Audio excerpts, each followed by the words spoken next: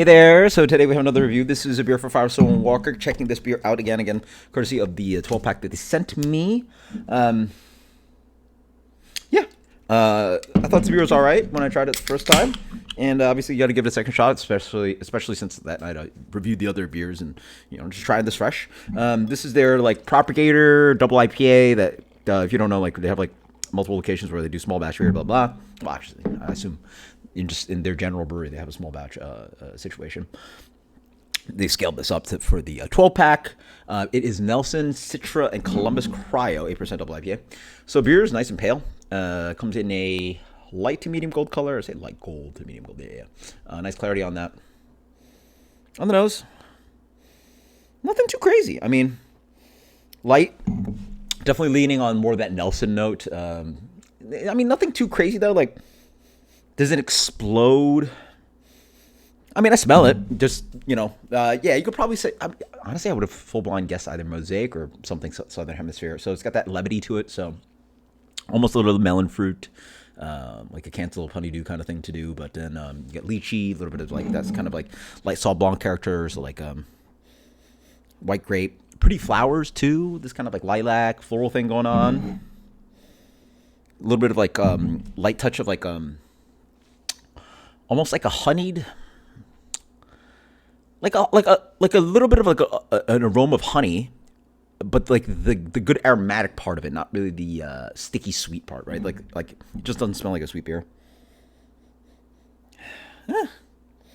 Well, it has the impression of sweetness because like honey is sweet, right? So you can't really smell sweetness like sugar water. Yeah, I'm pretty sure. From percent, like, yeah, you can't smell if something has sugar in it, but there are things that are sweet, like fruits and honey. So like it has that kind of a little bit of like light, kind of like yeah, pear, lychee kind of thing going on. Cheers. Very light beer. Jesus Christ. Wow. Unlike the nose, very soily and dank. That's that Columbus Cryo coming through, I feel. And then also for me, sometimes Citra can get a little grassy. So you get this like grassiness of Citra, not really the nice juicy parts of it.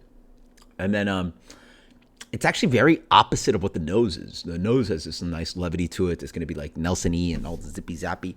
Here it's like, it tastes like Pacific Northwest. It's got this dankness to it, this base soily thing. It's Portland, Oregon IPA kind of to do. Lean beer too.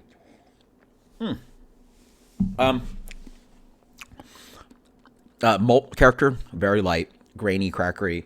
A little bit of light biscuit chew to it, but very light. And then just soily.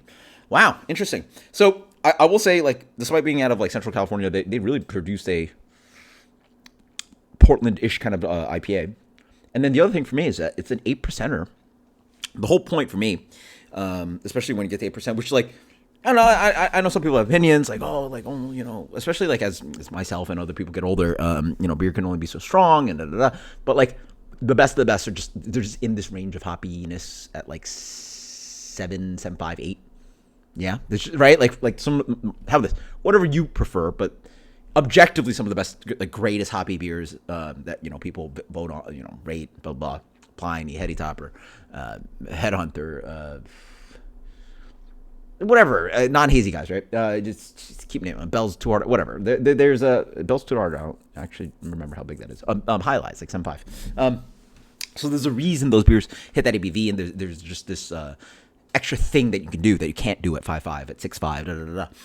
At 8%, like this guy really should show. And honestly, out of the pack, this might be the worst one of the bunch. Hey. That's just my opinion. Not that it's bad beer at all, but yeah, this is, in my opinion, out of the bunch. East Jack probably is the most impressive. Just like it's such a tiny beer. I did a battle beers for you guys, Union Jack and the IPA. This one there's just no reason for it to be 8%. It's honestly not as showy hop wise as some of the other beers, and the nose sort of like hits, but then like the palate isn't exciting. It really is very base tony, like as in like. It's very soily, dank. Like I wish it had a little bit more complexity to it, a little bit more prettiness and whatever you want to use. It could have been juicier. It could have been more Nelson forward. It could have been, it's just It's fresh beer. It's less than 2 months fresh. Yeah, less than 2 months fresh. So okay. I mean, hey, good beer is good beer. As I wait more, it's a little bit more juiciness to it. I get a little bit more of this kind of like sweet, bitter, bitter orange peel, and then it's really based on it. Yeah, it's very dank IPA. So again, like when Firestone Walker produces like an amazing 12-pack with like amazing beer, something has to win. Something, right? Like my preference, something has to be the last place, right? Like unless they're all that amazing, but my preference is definitely it has to be the last one.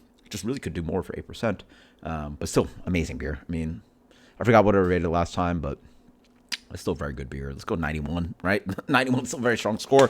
Firestone Walker Diesel Thunder. Until next time, guys, cheers. Actually, better than that. It's 92. 92. Until next time, cheers later.